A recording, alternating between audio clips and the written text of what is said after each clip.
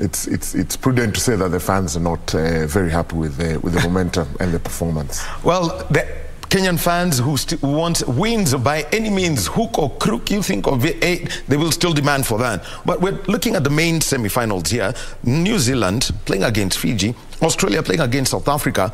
At one point, Australia used to be fair game, but they've grown in the sevens side, the same way we've seen the Irish play. I mean, the Irish not part of the Commonwealth band. What has been that growth that you've seen with the Australian side as they face SA? I think Australia, if you look at Australia, they're one of the sides who know how to blood in young players, and and they really throw them in the deep end. They're always introducing young players, and I think that's possibly their performance model. And as you can see, this particular squad with just a few experienced players have really come through, and you see they're really winning with actually very small margins. But they're actually doing the job. I mean, yesterday versus Samoa, which was a pool decider, which was a quarterfinal victory, which was also one try in it as well. I think Samoa playing really, really well, and it's unfortunate to see them out. But you see Australia, they're very consistent, and those young players really embrace, playing for the country. And it's going to be an interesting match versus the Blitzbokker, basically South Africa, because they're basically pound for pound, if you see almost like their styles of play. Yeah.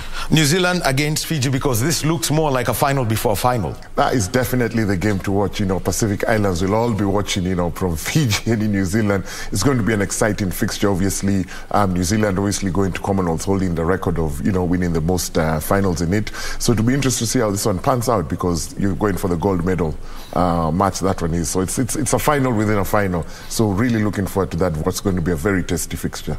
But one thing I'd like, let me just call them the home nations of the United Kingdom. England against Wales, playing in a 9th to 12th place semi-final. Just what did not go right for them? They must be disappointed. I mean, obviously that pool, now that we've seen it, New Zealand, Samoa and England in the same pool, was not going to be an easy pool, and they fell short, from the first game. Wales was well playing in this particular category in front of their home fans, and I know the coaches and players are not excited with their results, and all they can do now is build on their performance and play to the best of their ability. But I'm sure they'll be going back, looking at their performance in front of their fans. Commonwealth opportunity to win a gold, and start rebuilding again. But I'm sure they're not happy in that particular position. But such is the nature and the reality of sport, especially sevens, and the reason why the fans love it, unpredictability. Well, Coach Felix has given it to us, and it's now time for us to move over and catch up with the action. Remember, it's live on KBC Channel 1. We'll be back after the matches and see how it pans out for the late night fixtures. I still don't know if they'll allow themselves to. They're still going to be working hard and still pushing. And I think once they get to that carpet, they can kind of relax and back up. There's the smile. The first time.